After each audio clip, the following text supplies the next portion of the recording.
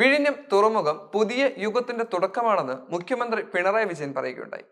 ഇടത് സർക്കാർ 10ാം വർഷത്തിലേക്ക് കടക്കുന്ന വേളയിൽ എല്ലാ മലയാളികൾക്കുമുള്ള സമ്മാനമാണ് ഇതെന്നും അദ്ദേഹം വാർത്താ സമ്മേളനത്തിൽ വ്യക്തമാക്കിയിട്ടുണ്ട്. LDF സർക്കാരിന്റെ നിശ്ചയദാർഢ്യത്തിലാണ് വിഴിഞ്ഞം തുറമുഖം എന്ന സ്വപ്നം യാഥാർത്ഥ്യമാകുന്നതെന്നും അദ്ദേഹം കൂട്ടിച്ചേർത്തിട്ടുണ്ട്. രാജ്യത്തെ ഒരു സംസ്ഥാന സർക്കാരിന് ഏറ്റവും കൂടുതൽ നിക്ഷേപമുള്ള തുറമുഖമാണ് വിഴിഞ്ഞം. ട്രയൽ റൺ കാലത്ത് തന്നെ 272 കപ്പലുകളെത്തി. 5.5 ലക്ഷം കണ്ടെയ്നർ 3 മാസക്കാലത്ത് കൈകാര്യം ചെയ്തുവെന്നും മുഖ്യമന്ത്രി അറിയിച്ചു. ലോകത്തിന്റെ തുറമുഖങ്ങളെ ബന്ധിപ്പിക്കുന്ന ജെറ്റ് സർവീസിൽ വിഴിഞ്ഞം ഉൾപ്പെട്ടു. ട്രയൽ റൺ കാലത്ത് തന്നെ ഈ നേട്ടം കൈവരിക്കാനായെന്നും മുഖ്യമന്ത്രി വ്യക്തമാക്കി.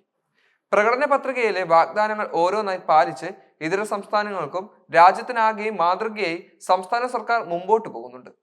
വിഴിഞ്ഞത്തെത്തി നിർമ്മാണ പുരോഗതിയും കമ്മീഷനിങ്ങിനുള്ള തയ്യാറെടുപ്പ് നേരിട്ട് വിലയിരുത്തിയെന്നും മുഖ്യമന്ത്രി വ്യക്തമാക്കി.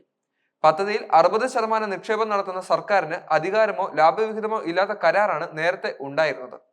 LDF സർക്കാർ ഉണ്ടാക്കിയ സപ്ലിമെന്ററി കൺസെഷൻ കരാറിൽ പ്രസക്തിയും മുഖ്യമന്ത്രി എടുത്തു പറഞ്ഞു.